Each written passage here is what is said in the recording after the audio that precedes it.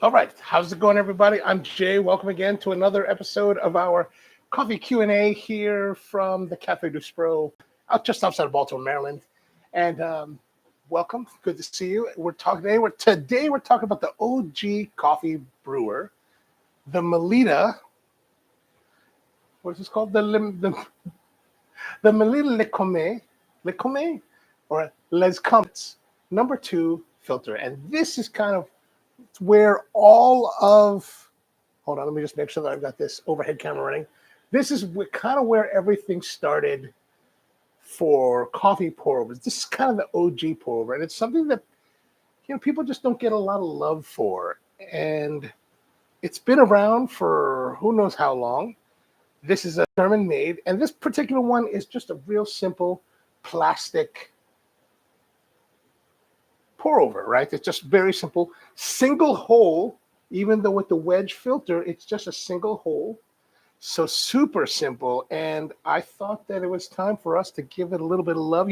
Everybody loves the V60. That's kind of the darling of all of the coffee brewers in the world. And yesterday we did our live stream with the Bee House brewer. So I thought, we're going to continue on for the next few live streams, looking at each of the different pour overs that are available. Now, the reality is that the pour overs, I could probably do pour over shows, live streams for the next 2 years without doing them over again, because there's just so many. But we're going to go through some of the ones that I think are a little bit more significant, or just interesting, or perhaps just what I have lying around here at the roastery. But anyway, this is the Melitta, and it's a pretty decent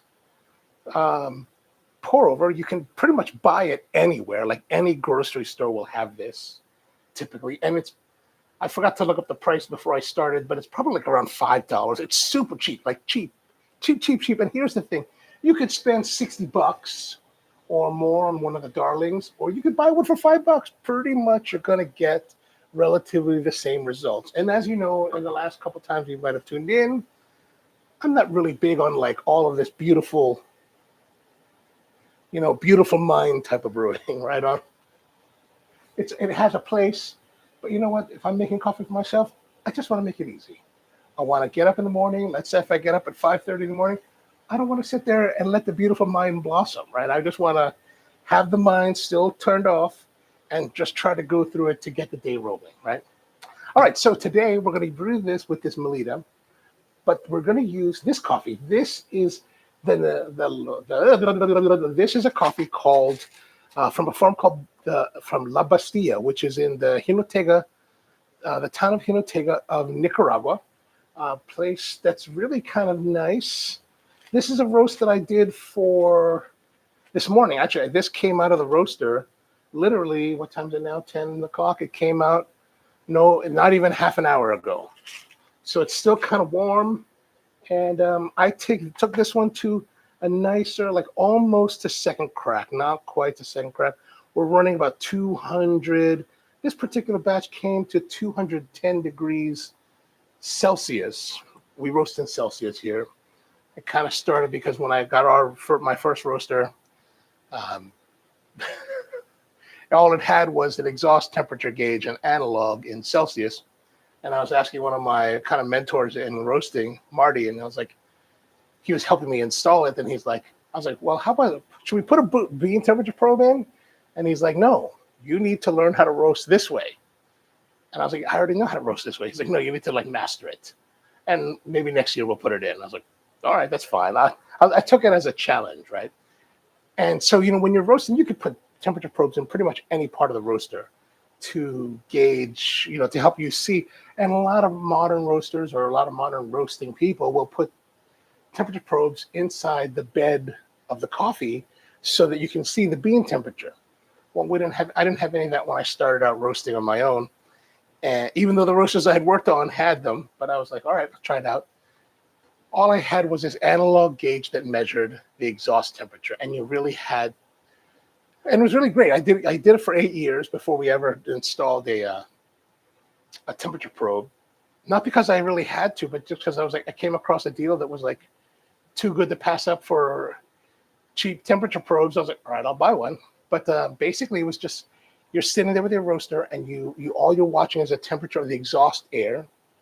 and you just kind of have to use your senses and feel and listen and smell. And it was it really helped me to become a much stronger roaster, I think. So if you're interested in roasting, go that way. Maybe just have a simple roaster and just pay attention, listen, smell, use your eyes, look at the color, and and of course, anytime you're roasting, you're tasting. And so essentially today's brew will be kind of our QC control thing. So what we're going to do is we're going to take our coffee, and again, we're just doing the simple brew ratio that we normally do, which is 2 grams per finished ounce. And of course, since I'm making a coffee for myself, we're going to do 24 grams and 350 grams of water. So we're just going to take this coffee. So if you do happen to get into roasting, always taste your roast. That's really the thing. You roast it and then you taste it. I will leave a little bit extra just for the grinder. And that way you can, correlate your results, the result in the cup, to what you did. And it's a really good idea to note your profile. So what I would do is I have this chart where I would, manually plot out every 60 seconds the temperature so I could build a temperature curve over time. Now, of course, we have computers that will plot that out for you. But back in the day, up until 2016, I was still doing it manually, every 60 seconds, time, temperature, time, temperature. And what you do is you take those two, you take your taste, and you see, how does this coffee taste? Do I like this thing? Do I not like this thing? And then you can look and see with your notes on your roasting profile, see, okay, so this is what changed, or this is an aberration that happened. Maybe that was where that caused this, and then you can correct. Or let's say you find something you really like, you can hopefully replicate. All right, so we're going to use the same grind setting. I haven't changed it since our live stream yesterday. We're going to use the same grind setting, kind of medium, for this Melitta. I didn't want to change it just so we can have a correlation between yesterday's live stream and today.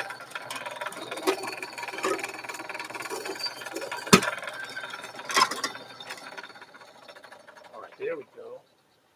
Here is our roast. Ooh, ooh, ooh. One day I'm going to get good at doing that. So definitely more on the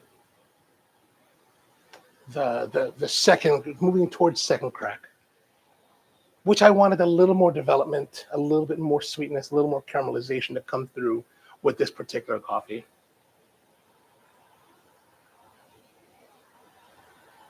So nice, warm, rich notes, kind of chocolate, not cacao, but more chocolate, leather,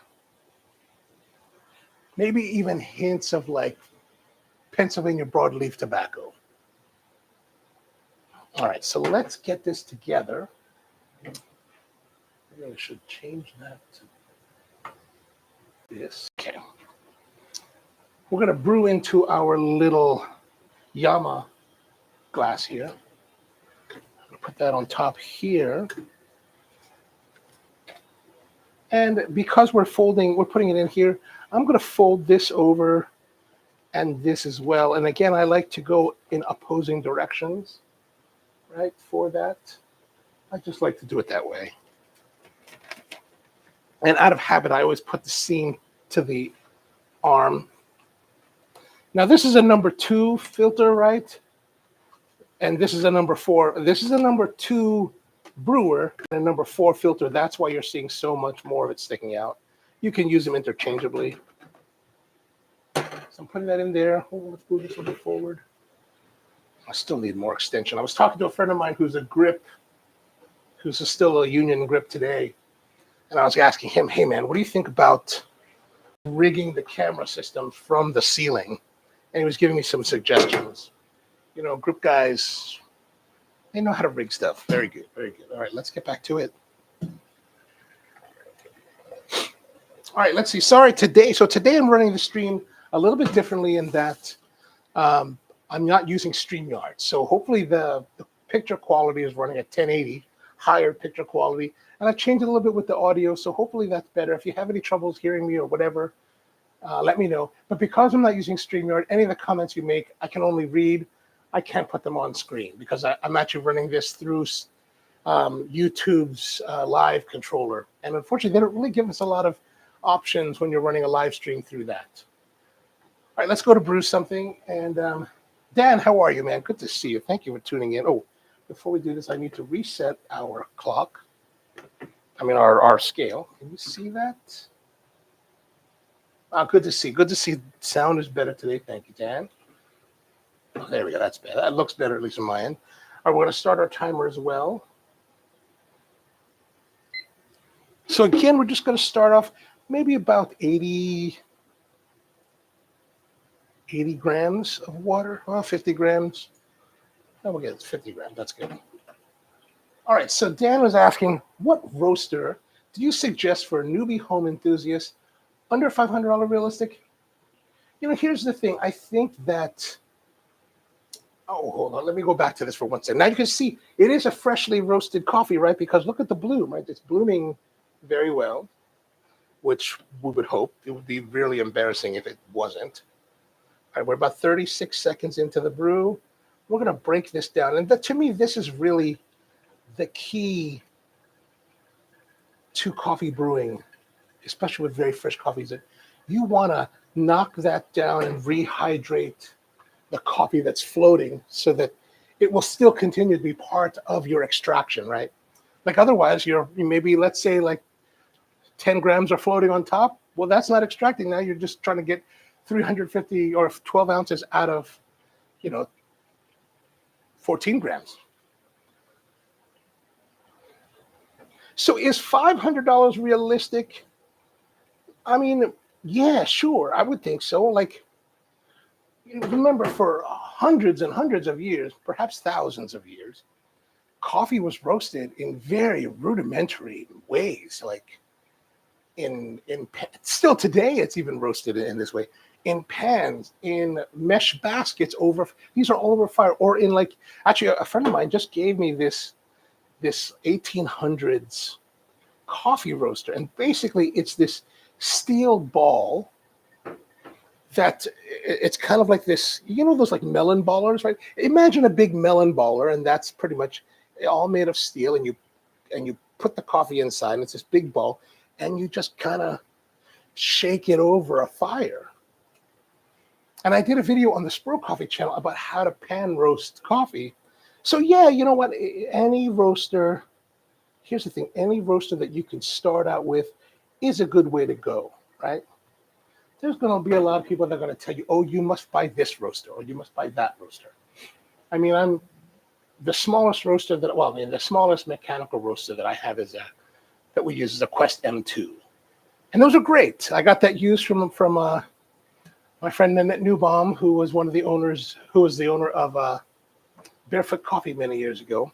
And so she was selling she's a fantastic green Byron roaster, by the way. And actually, here's the reality, is that when it comes to coffee tasting and buying and quality control, women tend to be better. Like my old ex-girlfriend who's in coffee, gosh, she was so much better. She was excellent coffee. She still is an excellent coffee talent. But back to what I was saying. So now we're at 310. I better show you this more while I'm babbling on. So 310, 315, 317. So we're pretty close to finishing. Here's the thing. When you're talking, brewing goes by pretty fast. I'm going to finish this out.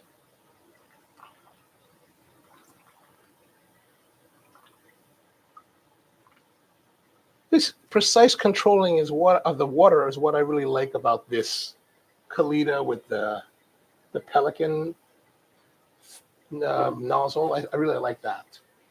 All right, so back to what we're talking about with. Let's see if I can put myself in the corner again. Boop. There we go. So like I was saying, Yeah, $500, and it's basically if all you can afford is $500, whatever roaster you can buy for that is the great place to begin. Because here's the thing: you may only get yourself a popcorn roaster, right, or that hot air style roaster, which may or may not have the ability to read temperatures, and you may not have a lot of controllability. But here's the thing: it allows you to begin. It allows you to start that journey. And as time goes by, perhaps you'll want to find a used roaster that has a little more capability. I would suggest that route. And it's better to start, even though it's not perfect, than not to start at all. I hope that makes sense. All right, there we go. This is pretty much our brew.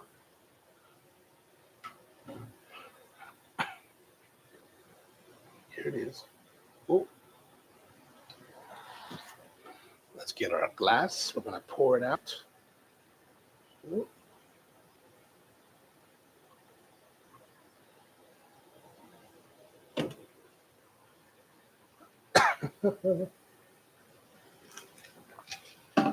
Now this is a Riedel. Actually, this is a Riedel water glass. So super thin on the walls. Look at that. That's really thin. I kind of like these every once in a while. They're not. You can use actually like wine snifters. I have. The only problem is if you try to go that route, be careful. Because I remember first time I did it, I had hot coffee just like this, and I took that snifter. And what do you do? Well, not with a snifter, but you took a wine. Riedel makes a wine glass that's a multi-purpose wine tasting glass. So you can use it for many different types of varieties of wine for tasting situations. And I remember I took that thing, I brought it to my nose, and I was like, and what I didn't think about is that, of course, it's a hot beverage. It's giving off steam. So basically, I'm burning my nose by doing that. So be careful if you ever use a wine glass. But why not? The wine glasses are designed for tasting and olfactory excitement. Might as well use it. So they're heavy on the chocolate. Really nice and chocolate, really deep, good body, well developed. A little bit darker tones coming through, like a dark chocolate. That dark chocolate aspect really is because of the roasting, right? Like I was really interested in developing that roast a little bit more to give a little more body, a little bit more darker chocolate tone. And that's really what's coming through now. Now, some of you might be wondering, like, can we drink coffee this young? Like we always talk about waiting 5 to 7 days to let the coffee rest. And yes, that is a great and important thing. But here's the thing. When you're roasting coffee, you really have, from the time that you drop the coffee into the basket, into the cooling tray, you really have maybe a 24-hour period before that CO2 production is so intense that it occludes the flavor of the coffee, and you really have to wait. So if you do your tastings, your QR or QC control within 24 hours, you should be able to get a very good representation of what this coffee is about. And most coffee roasters will roast on, let's say they'll roast today, tomorrow morning, the roasting team will get together and taste and cup the coffees to see and make sure that the coffees are performing the way that they intend them to. Dan says it makes sense. Great. And then Dan asks, would increasing the bloom phase help off-gas fresh roast? No, I haven't really thought too much about that. I don't really think so, because basically what is really happening is that as you add water to the freshly roasted coffee, that CO2 just causes a bubbling effect, right? And so so basically the CO2 kind of lifts part of the coffee to the surface of the water. Now, which kind of pulls it away from being in contact with water and stops that coffee from being extracted from. Now, once you push all that back together, we never really see the coffee, like the CO2 at intense enough levels that it raises the bed of coffee again. So I don't really think there's necessarily anything to be gained by going longer. Like if you were to go longer, perhaps consider also coursing up your grind so that you're getting especially with hot brewed coffee, I find that you're trying to stay within a certain range of time for brewing helps to prevent over extraction. But again, a lot of this goes back to playing with it and seeing if the results that you're getting match your desired flavor or a flavor that you find agreeable.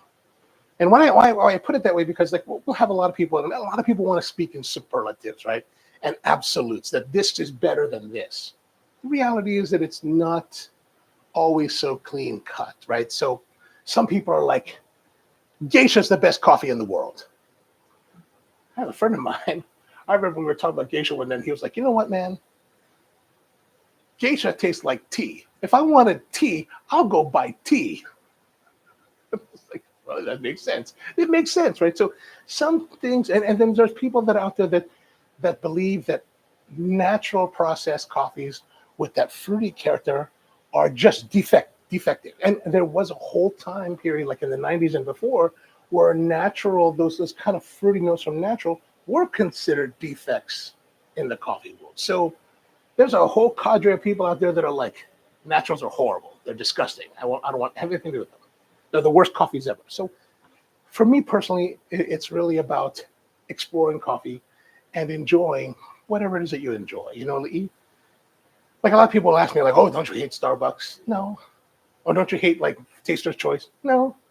I mean, I don't drink that coffee. Like I wouldn't choose that for my drinking pleasure, but it's also like if people enjoy that, then I can't say that they're wrong.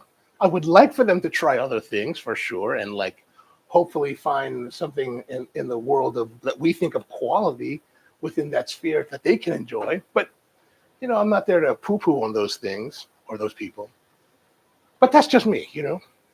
That's just me. All right, this is the La Bastilla H3 hybrid wash coffee, and what that means is that H3 is a type of coffee that is relatively new. It's an heirloom hybrid that was developed probably about 10, 15 years ago, right around the time when geisha started becoming popular.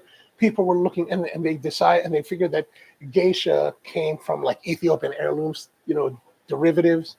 People really started looking for more of that to have, you know, more, I guess, florality and complexity to flavor. And there's a little bit of florality in this coffee. I try to tone that down a little bit with the roasting. But it's a nice quality coffee. This is actually this is from the second bag of H3 hybrid that I've been trying, and it's been pretty good. I use it as a major component for our house blend, or the House Nation coffee here at Spro, and I really like it. I think it. So with the House Nation, we're always trying to keep it, you know, good body, good chocolate notes, you know, very good sweetness, but a coffee that's very approachable for a lot of people. You know, something that's kind of fun and enjoyable that can go with a wide range of things. So if you wanted to have it with cream and sugar, you could. Right, it's not too bright that cream would be like, oh, it's kind of nasty, but so hopefully it's got enough sweetness for most people, and we don't take it too far into the roasting. I think if you're truly a light roasted kind of person, like you worship at the altar of, you know, Tim Wendelboe, then this will be too dark for you. But if you're kind of like into coffee as more development, then this will be fine. I think it's very approachable in that respect. Oh, there's Mike. Come in. What's up, my brother? I'm just doing a live stream. How are you, my friend? What's going on, man? How are you? What's going on? What's going on? Good to see you. This is my friend Mike, Chef Mike. Come on in for a moment. We're going to be heading off. Mike is a famous chef here in Baltimore. Famous. We're old friends. What's going on? Went up getting stuff for a generator. Oh, Generator. You bought a generator? I'm tired of being out of power. Oh, no. You were out of power. I was out of power for 2 days? I was only out for 12 hours. Oh, okay. That's not 12 bad. hours. But last year it was 4 days. Oh, yeah, that was brutal. That big one. So that was brutal. Yesterday went off the generator. Oh, nice. Which one did you get? Generac? Man, I got the Predator from Harbor Freight. From Harbor Freight. I'll tell you what. And I have a bunch of friends that camp and do all that stuff. They all say the same thing. Get that one because it's either a Honda or a Yamaha engine. True. That's right. And it was $200 cheaper than the same DeWalt. Oh yeah, that's excellent. 6,500 watts. That's enough to do most of the house except for the HVAC. Oh, excellent. All right. All right. Well, let's see. Let me just ask more questions. Also, if we set our standards too high, I guess we might set ourselves up. What do you think about that? If you set your standards too high for flavor and like say in this particular case, coffee and flavor experience, do you set yourself up for more dissatisfaction? No, I don't think you do. Okay, Anything. Because you're always trying to achieve. Every day you're trying to be better, right? Right. So every day we're trying to be better. So every day, if you haven't reached it that day, what can I do different? What did I do different? What am I doing different today to make things better? Without failing, you're never going to learn, correct? Absolutely. So if we keep trying, sure, you have to set limits to what you think perfection is, because everybody's taste is different. I mean, I like my coffee different than Jay does, and so does the common public. But at least if we set a standard to say this is how we want our product to be, coffee, food, whatever, and we try to make it better by our standards, and we have training because we've been doing this forever, then we know at least we're going to, please the guest. Right. So, right. So and that's our ultimate goal, is pleasing the guest. I mean, we can sit here and talk about how we think coffee is all great, whatever product it is all great. I mean, I've been doing this chefing thing for a long time. In the kitchen, we all think something's great. The customer's like, I mean, you get so caught up in doing things, especially if you get caught up in the process. Like, we're gonna do the water this temperature through this filter through this thing, and it's gonna be the greatest thing ever. And really, the guests just want the Folgers. I mean, am I wrong? It's true. Am I wrong? I mean, when you get so caught up in the minutia of things, you miss the bigger picture. Is like we're trying for perfection, sure, but ultimately we're selling a product to the customer. That's right. I mean that's what this business is about, is pleasing the customer, right? Trying to give them pleasure. Now, we give ourselves pleasure by being perfect and getting these techniques down to a science. But really, I mean, ultimately, the customer is the judge, right? They vote with their feet. That's true. That's very true. That's my opinion. I mean, I've gone to a lot of great restaurants who do a lot of awesome things. And it's like, I just wanted to place pasta. I just wanted some ragu sauce, man. I didn't need that truffle mound. I didn't need all those truffles on there, right? I just wanted to play the pasta. Awesome. Absolutely. All right, That's where that comes from. So Dan says that he agrees with you, Mike. Aim for better, but also be zen with what's in front of you at the moment. Yeah, that's good. Exactly. That's a great point. All right. I guess that's going to be it. I guess we'll get off for now because we've already brewed our coffee. You want some coffee? I love it. All right. Let me give you some coffee.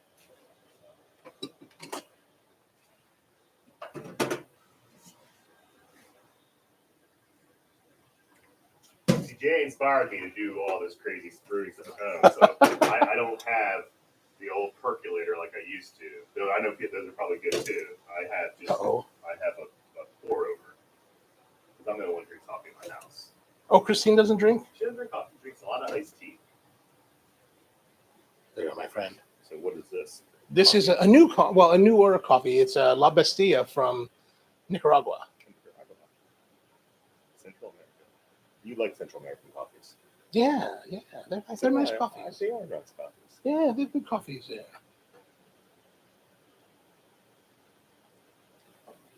That's nice. What do you get out of it?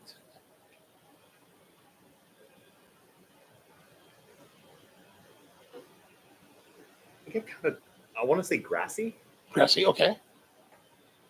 Which I like. Okay, good. I like grassy.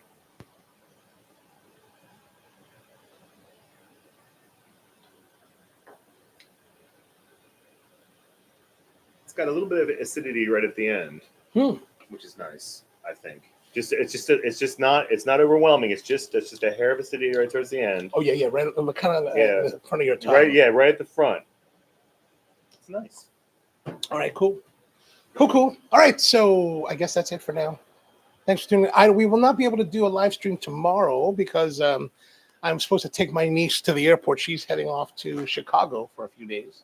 So that'll be right in the time that we normally do this. So probably come back again Thursday, but you'll see on the notifications what's happening. If you have any questions, drop them in the comments below or suggestions for future videos. Let me know what you think. And See you next time, and have a great one. Cheers.